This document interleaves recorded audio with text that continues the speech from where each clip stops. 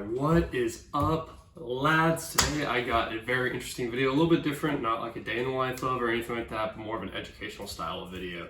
With the 4th of July coming up, I wanted to kind of help everybody out, maybe if they're in a summer cut kind of phase, even though we're in quarantine, you know, some people are still cutting for summer, trying to get that beach bod, getting cut, getting butt. So I'm just going to show you kind of how I would prepare for a day of drinking. If in theory I was to drink, obviously the best way to save calories is just to not drink, but a lot of people don't do that. My approach is three-pronged. We're just going to go through kind of like how, if you were to like day drink or drink at night, how you would prepare best to, let's just be honest, limit the damage, because I wouldn't say anything involving drinking is going to be helping your fitness goals, or probably most goals you have in life, but drinking is fun. So first off, we're going to go with the pre-drinking phase of things. So first thing you want to do is probably save some calories in the day, hitting your protein take earlier in the day, and then kind of saving some more fats and carbs for as the night or day goes on. So you know, you probably want to start off with a pretty low-ish calorie, high protein breakfast. So you'll probably want to have like some egg whites or something like that, or maybe just like what you normally do, maybe just cut out something different. So you always have like a breakfast sandwich. Maybe just do like an open face sandwich, save some calories that way. You know, there's a variety of ways, you know how to count calories, I'm assuming. So just try and save a little bit of the fat and a little bit of the carb for later on in your drinking adventure. All right. Step number 2 of pre-drinking, we're going to do, assuming you're working out that day, you're going to have your workout in. So obviously just do everything that's normal. Do your normal workout. If you're running push-pull legs and it's supposed to be your leg day, hit legs. If you're running a bro split and you're supposed to hit chest, which obviously that'd be good for a day out, hit chest. Probably, you know, if we're doing a day out and your shirt's off, maybe, you know, hit a couple extra bicep curls, a couple extra push-ups, but as far as actual workouts go, I would highly recommend doing basically what you normally do, just adding in a little extra cardio, just like a little bit, nothing too crazy. Not like if you never do an hour long, don't do an hour long, because then your day's just gonna suck, you're gonna feel terrible. So just add in like a little bit and it'll pay dividends. Just, you know, just keep those calories down. You'll be chilling, you know. If you're doing, you know, like 10 extra minutes or something like that on the treadmill, it'll pay dividends in the long run for your night later, and maybe we'll have a little bit less guilt. And like, you know, last call comes around, like, well, I already did my cardio, so I'll have one more drink. All right, the last 2 steps of preparation for a day of drinking / night of drinking is going to be hydration and your post like midnight snack kind of meal. So obviously, hydrating is pretty self-explanatory. Drink a crap ton of water. It'll help you just flush out the toxins from drinking and all of that, and you'll just feel better the next day. And just, you know, then if you're doing it early in the day, you won't have to worry about it as much later in the day. So hydrate, and then meal prepping. So I think it would be best, and in my personal experience, it is good to have your meal, or at least an idea of what you're having later in the night, later in the day, already planned out. So if you have certain goals, it's easier to kind of like, okay, well, I have that back in my place, so I'm just going to eat that rather than, you know, going to fill in fast food restaurant here and it'll just kind of, you know, help be like, okay, yeah, I have popcorn and I'll just have a protein shake with that. And if you have that before, like, even you start drinking, you're like, okay, yeah, that's what I'm gonna have. It'll be really beneficial for you, and just having that help mitigate the detriment to your body.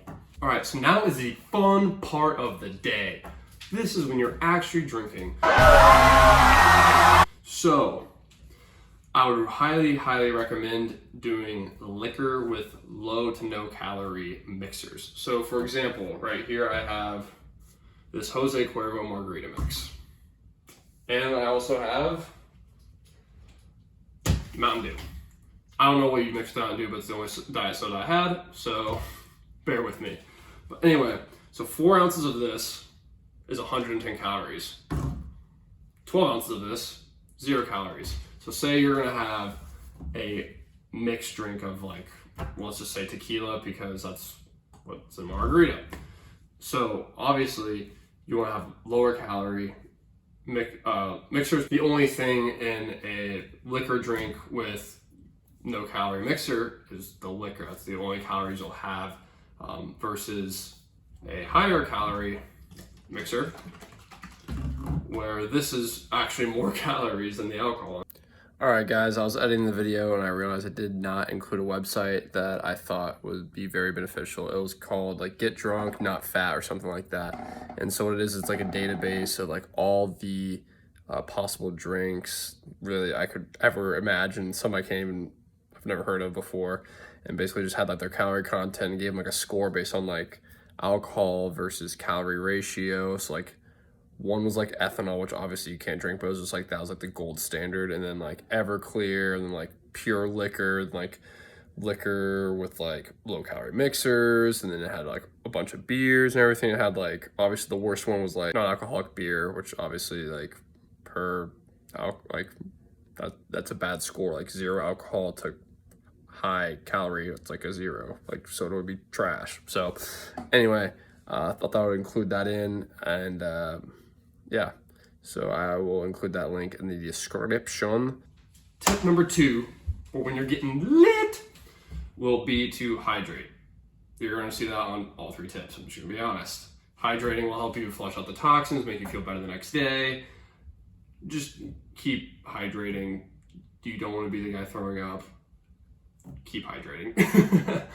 Tip number 3 will be to move it. I like to move it, move it. I like to move it, move it. Yeah, I like to. But move it. So by that I mean, if you're at a club, getting lit, if you're at a club or something like that, you know, dance, you're burning calories. Like, you burn a lot of calories. I don't know if you guys have been like dancing, and like, all of a sudden you're coming out of the club and you're like sweating. It's because you're kind of doing cardio, to be honest. So, or if you're like at the 4th, you're at a beach or something like that, play some spike ball, beach volleyball, go for a relaxing walk, you know, just be a little bit active. You don't have to be like sweating, like going for a run, but just, you know, be active, and it'll help burn off the calories from boozing up. So, it'll be definitely beneficial to keep your activity high-ish. I mean, obviously, you know, do what you want, but I mean, I have fun playing spike ball or beach volleyball when I'm at the beach, so do that. Thing is, eat that meal you ate earlier. So as everything's kind of winding down in the night, you know, you have your, let's just say you made a quesadilla, and instead of being high fat cheese or something like that, you just got like the reduced fat version, and then you still have that quesadilla, or you got like the lower calorie tortilla.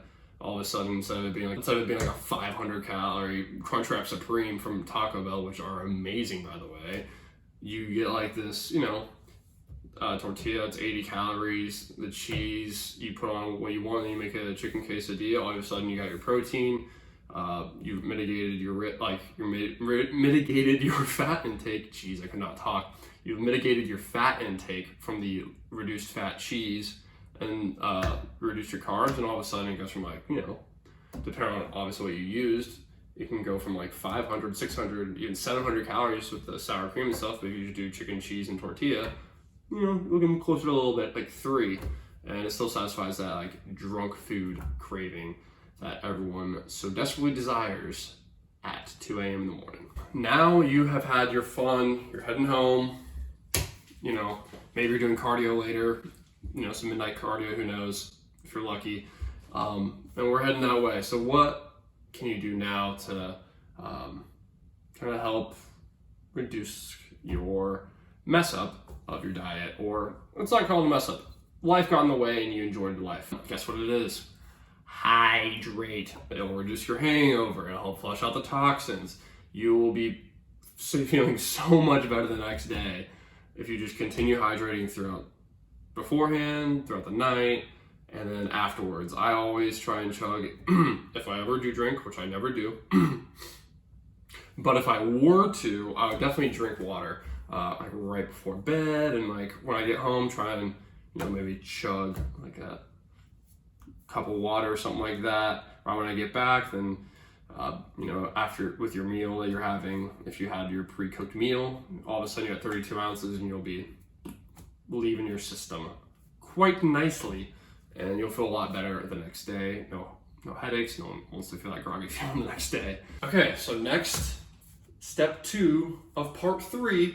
So basically the next day, what you're going to do is just get back on track, having good meal in the morning.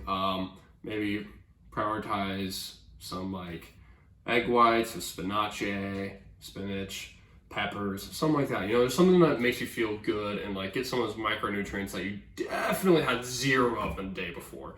So try and just, kind of do what you did the day before in the morning where you're having like that healthy meal, lower calorie. Try and do that, higher protein, and just kind of get back on track, making yourself feel better. Don't turn one mess up into 2 mess ups or 3 mess ups. Don't compound a mistake with another mistake, as my coach always used to say.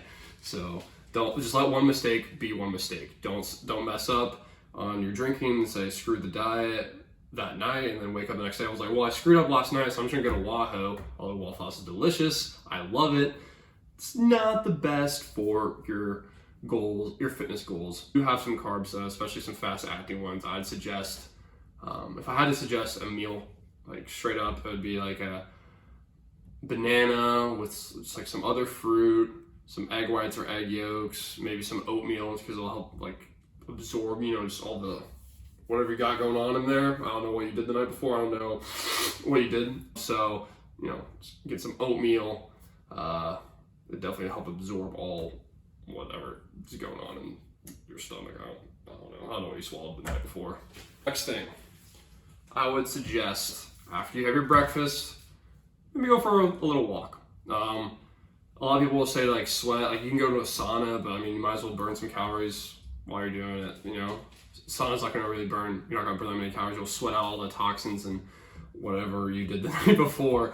But I would definitely suggest going for a walk. It doesn't have to be like an hour walk or anything like that. Just like kind of get your blood flowing, get vertical rather than horizontal, because you probably spend a lot of the night being horizontal. What's up, bro? And then it'll help you burn some calories, make you feel so much better because let's get that blood pumping, especially with that water. Take a water with you.